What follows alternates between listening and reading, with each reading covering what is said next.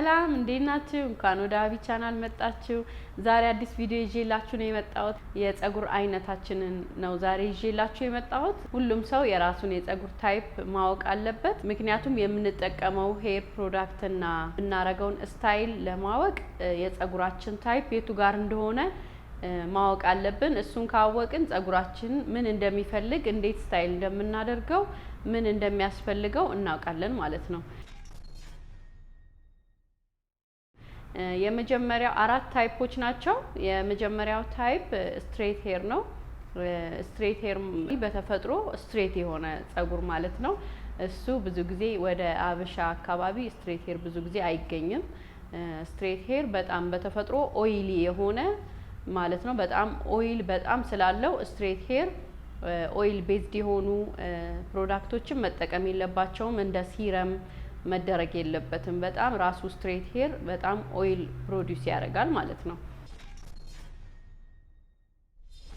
ሁለተኛው ደግሞ ዌቪ ነው። ዌቪ ሄር ራሱ በሶስት ይከፈላል። ሶስት አይነት ዌቭ ነው ያለው። የመጀመሪያው ሉዝ ዌቭ ነው። ከላይ ጀምሮ እስከዚህ ስትሬት ይሆንና ከዛ በቪዲዮ እንደምታዩት ከጆሮ ቀጥሎ እስከ ታች ያለው ሉዝ ዌቭ ይሆናል ማለት ነው።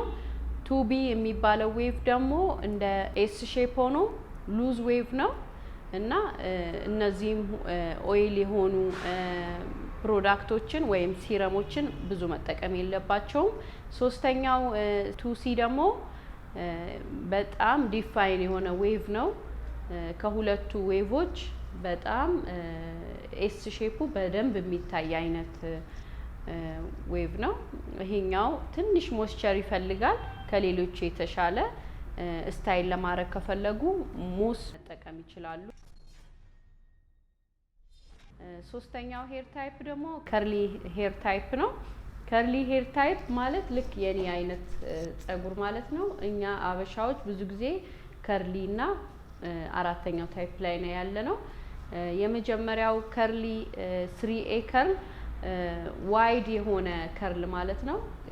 እንደዚህ አይነት ሳይሆን ከኔ ትንሽ ሉዘር የሆነ ልክ በቪዲዮ እንደምታዩት 3A ከርል ማለት በጣም ሰፋፊ የሆነ ፓተርን ያለው ከርል ነው እና ሞይስቸር ይፈልጋል። እሱም 3B ደግሞ የኔ ነው።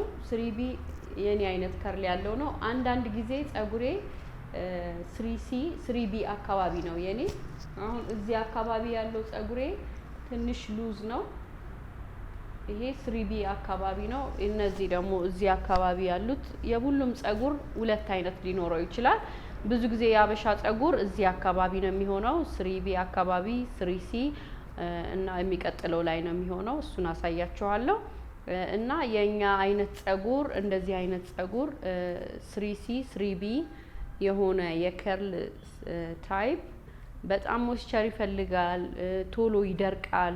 ስታይል ስናረገው ውሃ ላይ ነው ማድረግ ያለብን። ሊቪንግ ኮንዲሽነር ማድረግ አለብን። ክሬም ማድረግ እንችላለን ስታይል ለማድረግ ማለት ነው።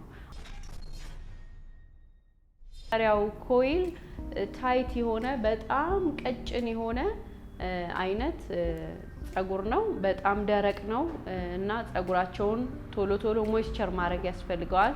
4A ያላቸው ትንሽ ፀጉራቸው ጠንከር ይላል። የ4B ከርል ፓተርኑ ልክ እንደ ዚግዛግ ነው። እንደ ዚግዛግ አይነት የሚሆን ነው ከርሉ። እንደዚህ ሰርክል አይደለም፣ እንደ ዚግዛግ አይነት ነው የሚሆነው።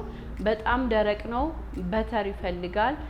ላይክ እንደ ሺያ በተር እንደ ክሬም ይፈልጋል እና ሊቪንግ ኮንዲሽነር ሞር ሞይስቸር ይፈልጋል ማለት ነው። 4C የመጨረሻው በጣም ታይት ኮይል ነው። በጣም ታይት ነው። ልክ እንደ አፍሮ ነው የሚሆነው እና በጣም ደረቅ ነው። ካልተንከባከብ ነው ለማደግ በጣም የሚያስቸግር ፀጉር ነው።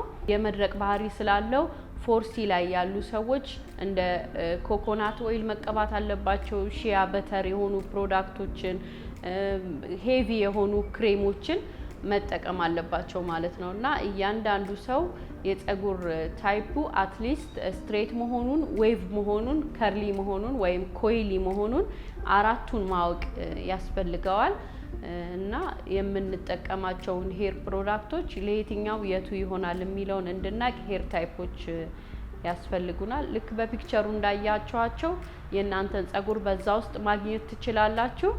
ለዛሬ ያዘጋጀውላችሁ ቪዲዮ ይሄንን ይመስላል። ከተማራችሁበትና ከተጠቀማችሁበት ላይክ፣ ኮሜንት፣ ሼር፣ ሰብስክራይብ ማድረጋችሁን አትርሱ። በድጋሚ በሌላ ቪዲዮ እስከምንገናኝ መልካም ጊዜ ይሁንላችሁ።